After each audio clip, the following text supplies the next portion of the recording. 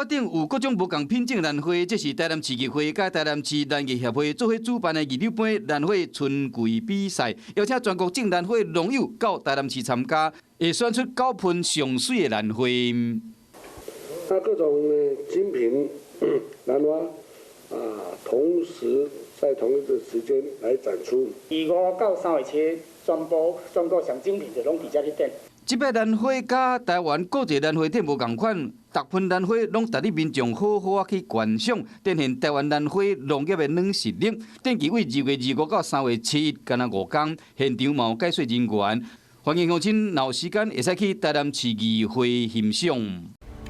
我是陈雅玲，想要跟我一起从零掌握天下事吗？赶紧按下华视新闻 YouTube 频道的订阅按钮，开启小铃铛，跟我一起探讨公共议题，给您最专业的华视新闻。